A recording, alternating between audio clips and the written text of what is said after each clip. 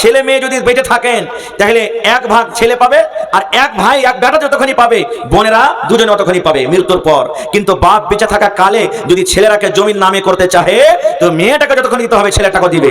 ভাই যদি মানে বেটা যদি 1 বিঘা পায় তো জমিনটা বেটাকে 1 বিঘা দিতে হবে। কত দেখবেন হাজি সাহেব, মরবো কি বাঁচবো, হজ করতে চলে যাবো, ঘুরতে পারবো কি পারবো না, তো চল রে বেটা জমিন গুলো তোকে নামে করে দিয়ে দিই। কেমন করে নামে করবি? ওই তো যে মরার পর যেমন ভাগ করে যে বেটা তুই হলি বেটা তো তুই 1 বিঘা নে, আর তোরা দুটা বেটি তো তোরা 1 বিঘা নে। এটা ভুল হয়ে গেল, ভুল। মরার পর এরকম ভাগ হবে, কিন্তু আপনারা বেঁচে থাকা কালে জমিন রেজিস্ট্রি করতে চাইতে গেলে বেটাকে যতখানি দিবেন বেটি কতখানি দিবেন। এটা আল্লাহ রাসূল শেষ দিন শেষ টাইম সোমবারের দিন নবীজি মারা গেছেন। নবীজি বলছেন কই আমার মা ফাতেমা কই? নবীজির ছোট মেয়ের নাম হলো ফাতেমা। কই আমার বেটি ফাতেমা? একটু কথা বলবো, কই আমার বেটি ফাতেমা কই? নবীজির সাহাবায়ে কেরামেরা আঞ্জর পাঞ্জর বসে আছেন, নবীজির বিবিরা পাঞ্জরে বসে আছেন। নবীজি একটা কথা বলবেন বেটিকে, বলছেন কই আমার ফাতেমা কই? ফাতেমাকে খবর হলো। ফাতেমা দৌড়াতে দৌড়াতে নবীর দরবারে এসে হাজির হয়ে গেলেন।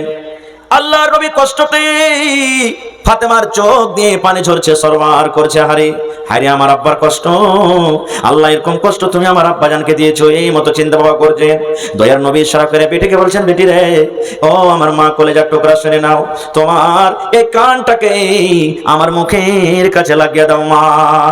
আস্তে আস্তে করে কথা বলবো, আমার কথাটা যেন আমার বিবিরা না শুনি, আমার কথাটা যেন আমার সাহাবীরা না শুনি। ও মা ফাতেমা, তোমার কানটা আমার মুখের কাছে লাগাইয়া দাও।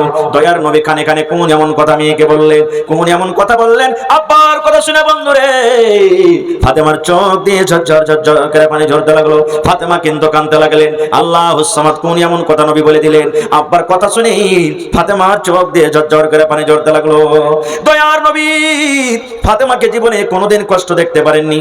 নবী বলেছেন যে আমার ফাতেমাকে কষ্ট দিবে, নবী আমাকে সেই কষ্ট দিল, আমি ফাতেমার দুঃখ বেদনা আমি দেখতে পারবো না।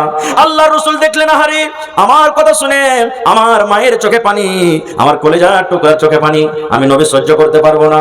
নবী যে আবার বলছেন, ও ফাতেমা, ফাতেমা বেটি রে, তোমার কানটা আর একবার আমার মুখের কাছে লাগাইয়া দাও মা। ফাতেমা রাদিয়াল্লাহু তাআলা আনহা এইবারে নিজের কানটাকে আবার আব্বার মুখের কাছে লাগিয়ে দিলেন। দয়ার নবী আবার ছোট্ট করে আস্তে আস্তে কানে কানে কোন এমন কথা বললেন, ওরে সুবহানাল্লাহ। এইবারে ওই কান্না মানুষ যার চোখ দিয়ে পানি ঝরছিল, ওই চোখের পানি বন্ধ হয়ে এইবারে ফাতেমার মুখে কিন্তু হাসি এসে গেল। নারে তাকবীর। ফাতেমা হাসতে লাগলেন। প্রথম কোন কথা বললেন, কাঁদতে লাগলেন। দ্বিতীয়বার নবীজি কোন এমন কথা বললেন, হাসতে লাগলেন। নবীজি দুনিয়া থেকে চলে গেলেন। কিছুদিন পর ফাতেমা রাদিয়াল্লাহু তাআলা আনহা বেড়াতে এসেছেন। মা আয়েশার সাথে দেখা। মা আয়েশা হলো সতার মা, এটা ফাতেমার সতার মা। এবারে মা আয়েশা বলছেন, বেটি রে একটা কথা বলবো রে। মা বলছে, কি গো মা? বলছে, বেটি রে, যেই দিন তোমার আব্বাজান দুনিয়া থেকে চলে গেলেন, যেদিন তোমার আব্বাজানের শেষ দিন শেষ টাইম ছিল রে মা, নবীজি কোন এমন কথা তোমাকে বলেছেন রে মা, যে কথাটা আমরা বিবি হয়ে জানতে পারলাম না, সাহাবায়ে কেরাম জানতে পারলেন না। ও বেটি ফাতেমা, তোমার আব্বাজান তোমার কানে কানে কোন এমন কথা প্রথমে বলেছিলেন, যে কথাটা শুনে তোমার চোখে পানি দেখেছিলাম, আর দ্বিতীয়বার তোমার কানে কোন এমন কথা বলেছিলেন রে মা, যে কথা শুনে তোমার মুখে আমরা হাসি দেখেছিলাম। এইবারে ফাতেমা বললেন, মা গো, হ্যাঁ আজকে আমি আপনার সামনে কথাটা বলবো। আমার আব্বার প্রথম কথা শুনে আমি কেঁদেছিলাম, দ্বিতীয় কথা শুনে আমি হেসেছিলাম, তাইলে কান্দা হাসার কারণটাকে শুনেন। এইবারে ফাতেমা বললেন, মা গো, আমার আব্বাজান যখন আমার কানে কানে প্রথম কথা বলেছিলেন আমি কাঁদেছিলাম, এই কথাটা আমার আব্বাজান বলেছিলেন, বেটি রে, জীবনের মতন আব্বা বলে ডেকে নাও। এই লোকটাকে তুমি আর আব্বা ডাকতে পাবে না বেটি রে, এই লোকটার শেষ টাইম আল্লাহ রাব্বুল আলামিন আদেশ হয়েছে, আমি এখন দুনিয়া থেকে চলে যাব।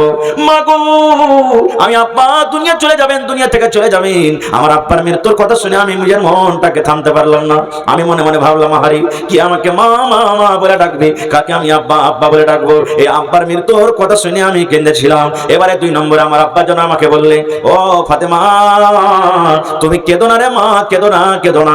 আমার মৃত্যুর পর আমার খানদানের মধ্যে, আমার বংশের মধ্যে সব থেকে আগে যার সাথে দেখা হবে সেটা হবে মা ফাতেমা তুমি।